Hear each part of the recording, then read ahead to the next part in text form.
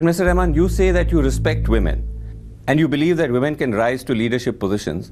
Can I ask you how many women candidates has the Jamaat-e-Islami fielded in this election, in the parliamentary election? Not a single one, but we are preparing. You will not see any substantial number in any other parties also, because this is a cultural entity in Bangladesh. We are getting prepared for that. No, but we are not saying. But surely it's not zero in any other party.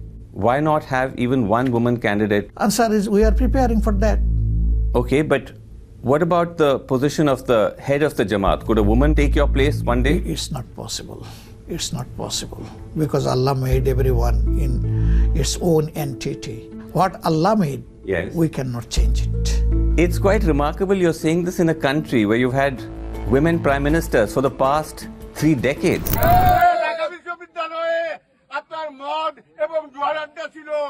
বলতে লজ্জা হয়, সেটাকে ব্যবসাকেরা পরিণত করেছিল যারা, সেটা আজ এত সুন্দর পরিবেশ, সেই সুন্দর পরিবেশের দিকে তাকান। রেপ তো রেপই, রেপ তো দুইটা অসৎ পুরুষ আর নারী যখন একত্রিত হয় বিবাহ বহির্ভূত পন্থায়, সেটার নাম রেপ হবে। বিবাহিত জীবনে রেপের প্রশ্ন আসলো কেন? এর মাধ্যমে স্বামী স্ত্রীতে ঝগড়া লাগিয়ে আমাদের আদালত গুলাতে এই মামলা দিয়ে পরিপূর্ণ করে দেওয়া এদের উদ্দেশ্য। এরা সমাজের বিপর্যয়ের জন্য এই প্রস্তাবনাগুলো এনেছে। গেল বেডি, স্কুলে গেল বেডি, মাছ বাজারে গেল বেডি, আনাজ কিনতে গেল বেডি, উঠালো ভাত খাইতে গেল বেডি। এই বেডি, তোর কিছু হিসেবে বেডির ঘরের বেডি, তুই বড় থাক।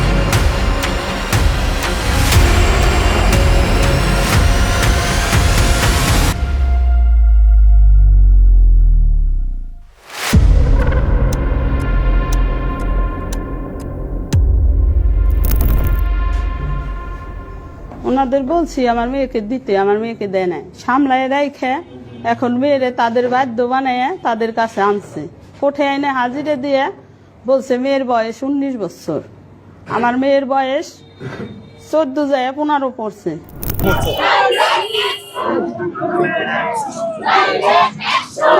আমার কাছে মনে হয় আমাদের আগামী ওনার যে চিন্তা ভাবনা, উনি যেহেতু দাঁড়িয়েছে, ওনার যে চিন্তা ভাবনা আমাদের আগামী নারীদের যে ওনারা মানে কিভাবে দেখতেছে, এই বক্তব্য থেকে বোঝা যায় যে ওনারা যদি ক্ষমতায় আসে আমরা নারীরা কিভাবে চলবো, কিভাবে কি আমরা কখনোই স্বাধীনভাবে চলতে পারবো না। ওনাদের এই বক্তব্য থেকে বোঝা যায়।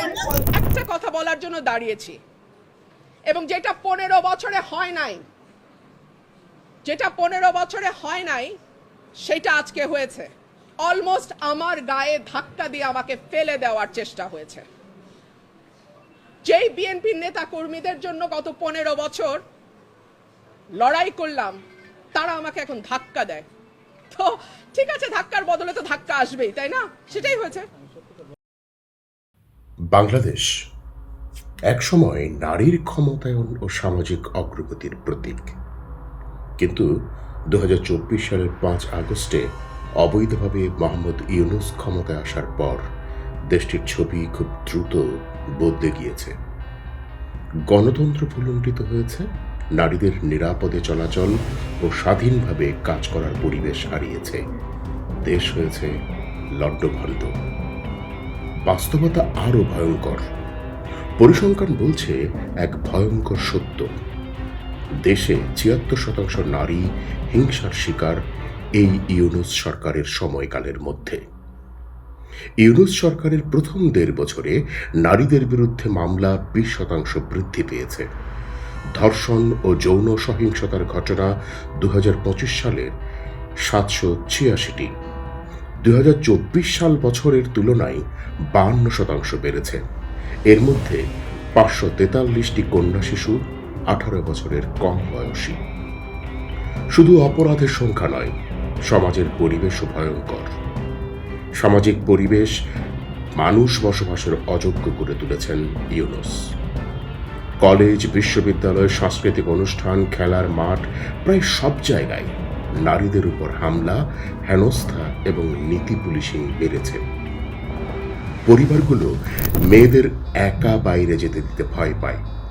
রাস্তায় বের হওয়া মানে হিংসা, লালসার শিকার, মান, সম্মান, মর্যাদা প্রাণ দিয়ে টানাটানি।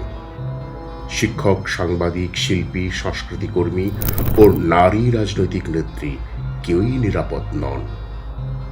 এই সময়ে শক্তিশালী হয়েছে কট্টরপন্থী ইসলামী জঙ্গি গোষ্ঠীর প্রভাব। জামায়াত ইসলামী ও সহযোগী সংগঠনগুলো নারীদের সামাজিক স্বাধীনতা হরণ করছে। রাজনৈতিকভাবে সক্রিয় নারী নেত্রীদের পদত্যাগ, অসম্মান এই বাস্তবতার প্রতিফলন। আইন প্রয়োগ দুর্বল, নীতিহীনতা বেশি, অপরাধীরা আরও সাহসী। অপরাধ ও সহিংসতার বিরুদ্ধে সরকারের প্রতিকার প্রায় ধীর। ফলে নারীরা আজ নিজেদের ভবিষ্যৎ নিয়ে আতঙ্কিত। এখন সামনে নির্বাচন। যারা মনে করছেন সব ঠিক হয়ে যাবে, তাদের জন্য সতর্কবার্তা। যদি আমরা সতর্ক না হই, যদি জনগণ নীরব থাকে, তাহলে নারীর উপর সহিংসতা এবং সামাজিক অবিচার আরও বৃদ্ধি পাবে। নারী জাতি চিরতরে অবরুদ্ধ হবে। অত্যাচার, নির্যাতন অবিরাম চলতেই থাকবে। ডক্টর ইউনূস, যিনি আন্তর্জাতিকভাবে নারী ক্ষমতায়নের প্রতীক বলে দাবি করেন, তার সরকারের সময়ে নারীরা আজ নিজের জীবন ও স্বাধীনতা নিয়ে অনিশ্চিত শুধু নয়, চরম আতঙ্কিত।